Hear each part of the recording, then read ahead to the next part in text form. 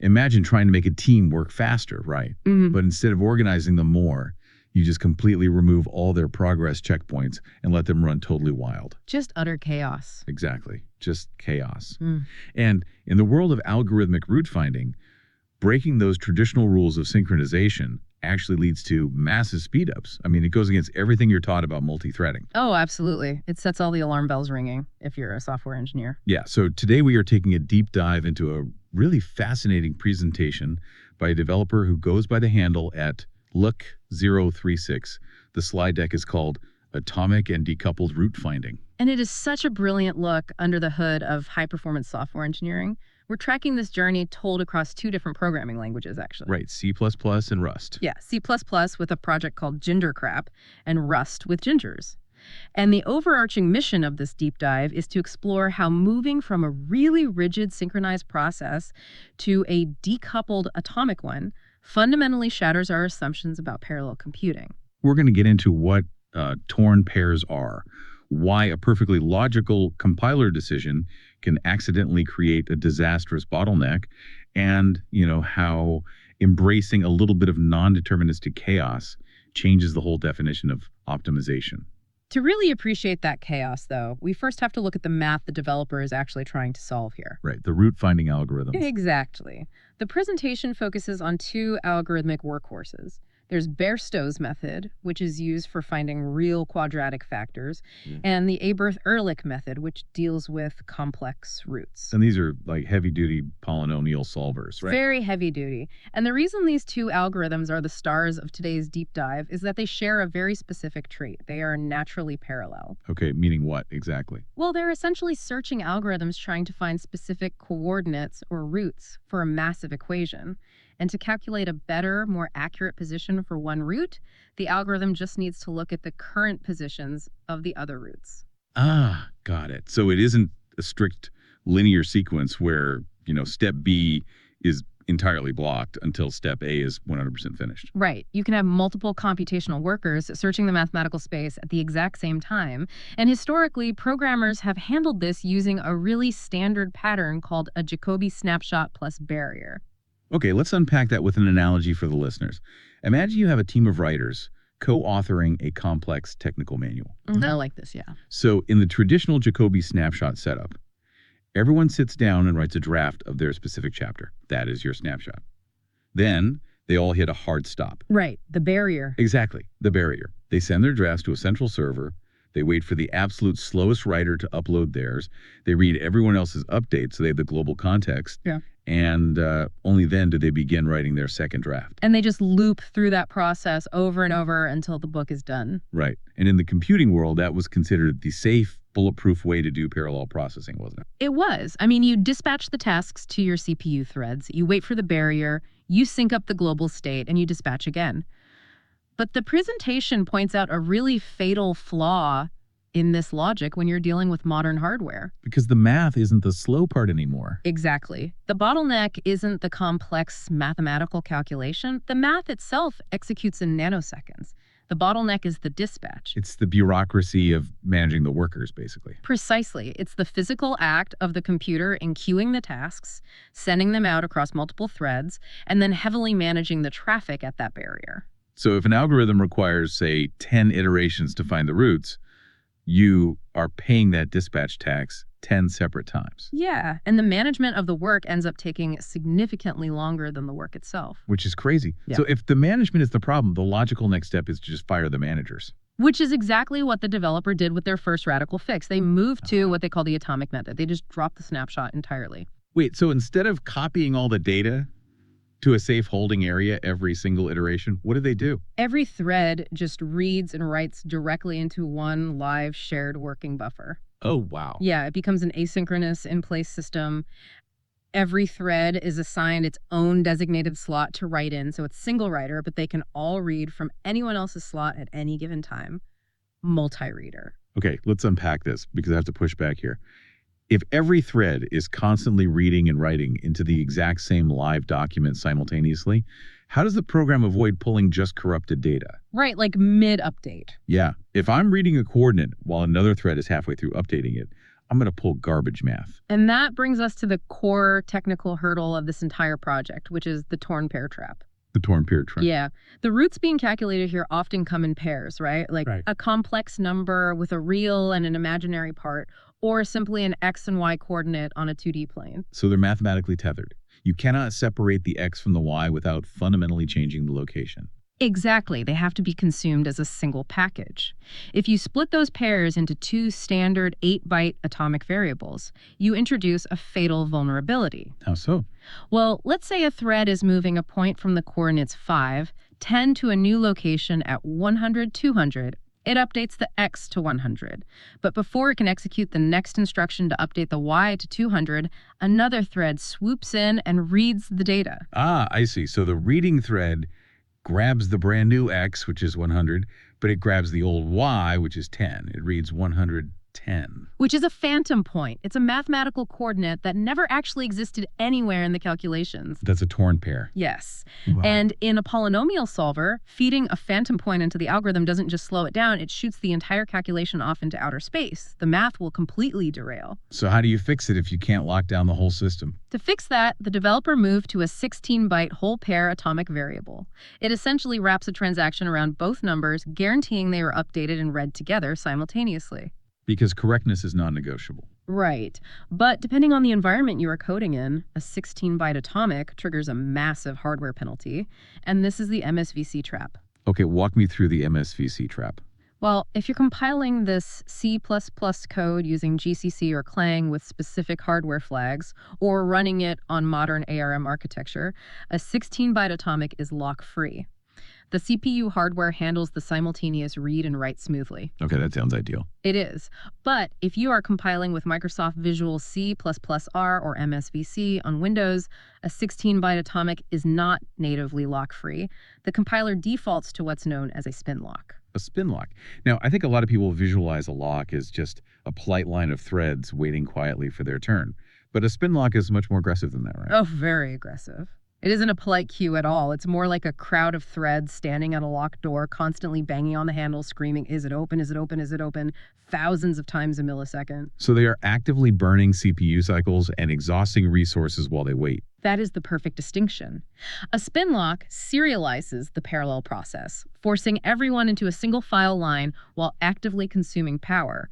It severely throttles the parallel speedup. But the developer accepted this trade-off in C++, I'm assuming, because avoiding phantom coordinates is just more important than raw speed at that stage. Exactly. Correctness first. But they didn't stop there. Having dropped the snapshot, they moved to what they called the decoupled design and dropped the barrier completely.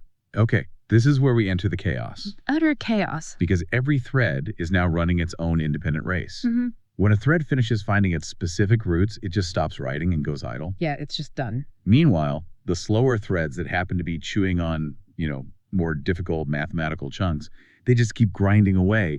And they continuously read the newly stabilized converged values left behind by the fast threads. Right. There is one initial dispatch right at the beginning of the function call and zero barriers until the entire calculation finishes. It's a profoundly asynchronous architecture. But I have to say, it sounds like a recipe for an infinite loop. Why do you say that?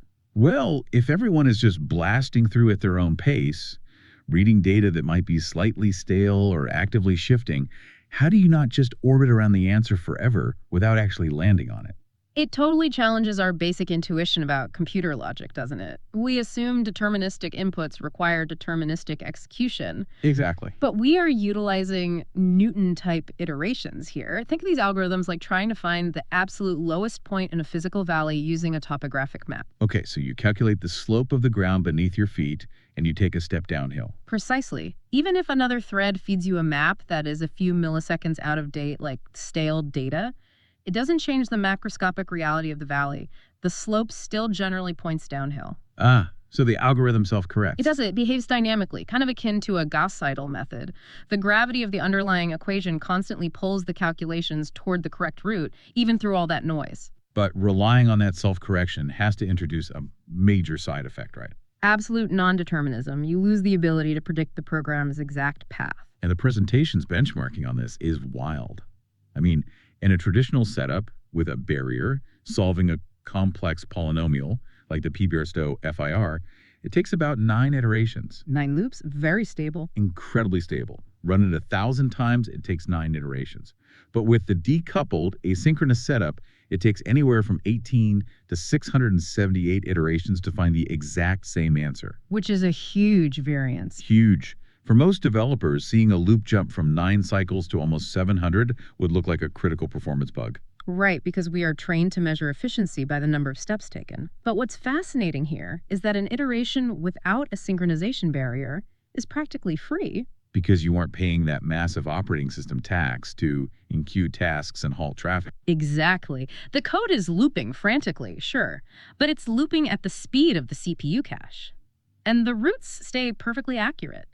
The reconstruction error remains microscopic, hovering around, 10 to the negative 14th power. Wow. So the definition of a successful test had to fundamentally change for this project. It did. The developers specifically updated the software tests so they no longer assert that the code finishes in a neat, third number of loops.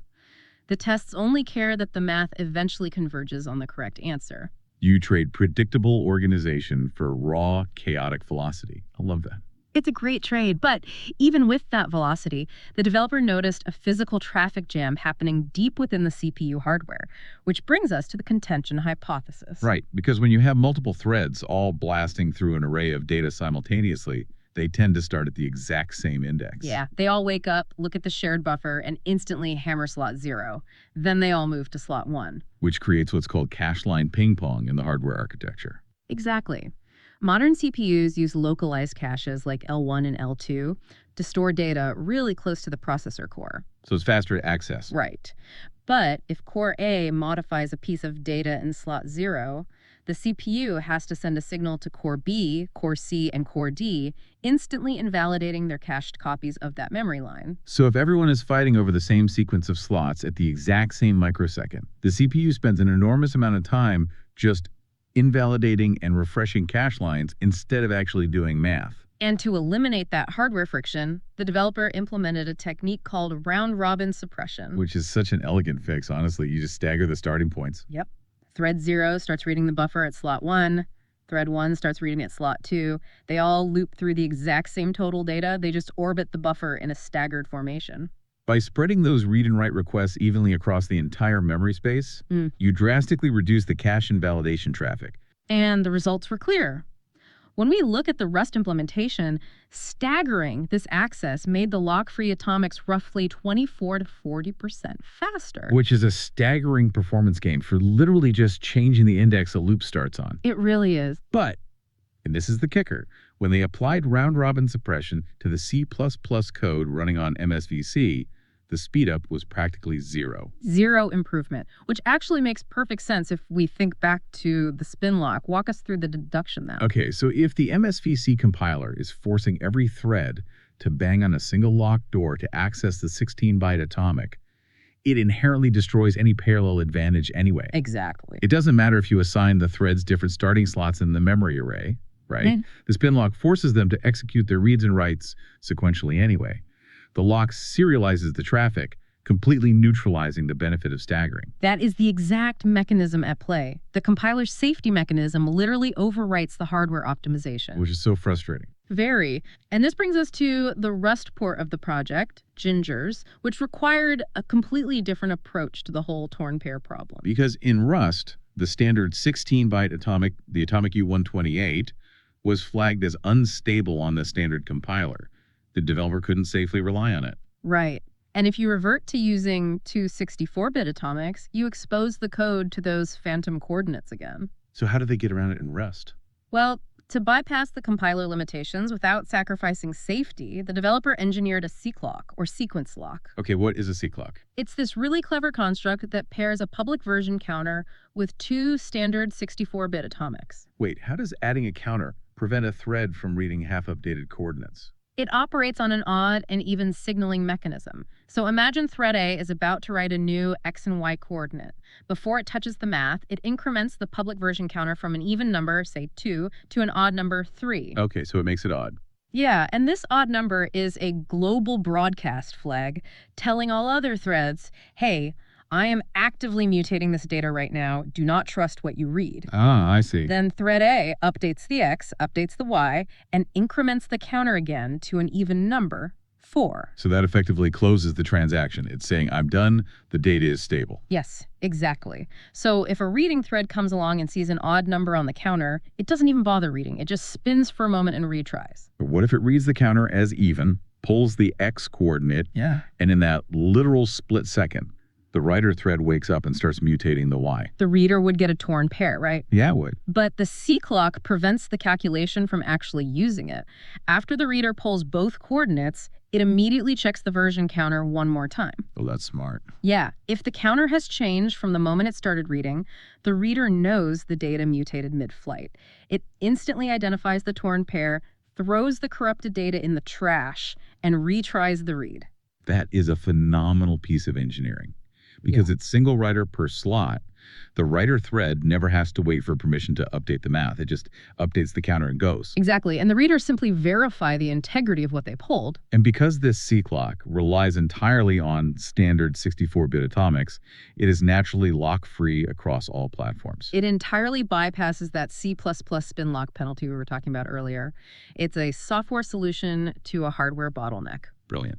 However, the Rust journey also highlighted a really catastrophic pitfall for anyone working in parallel environments. Uh-oh, what was it? The thread spawn trap. Right, so in their initial Rust implementation, the developer utilized a standard library tool called Standard Thread Scope. Yeah. Right. And the invisible catch with this tool is that it requests completely fresh operating system threads for every single function call. Which is an incredibly heavy operation for an operating system. Allocating memory for a thread, setting up the execution context, and scheduling it on the CPU takes massive overhead. Yeah, it's the equivalent of a company deciding to hire a brand new employee, conducting all the interviews, filling out all the HR tax paperwork, having the employee move exactly one cardboard box, and then immediately firing them. Just to repeat the entire hiring process 2 milliseconds later when another box needs moving. That sounds incredibly inefficient. The benchmark data for this was brutal. Allocating fresh OS threads made the abirth D8 complex root calculation take an agonizing 1.6 milliseconds per call. And in the context of high-performance math, 1.6 milliseconds is basically an eternity. An absolute eternity. So what was the fix? The fix was swapping the standard library tool for a crate called Rayon, specifically utilizing Rayon Scope. This implements what's called a persistent thread pool. So the application requests the operating system threads exactly once during initialization. Yes.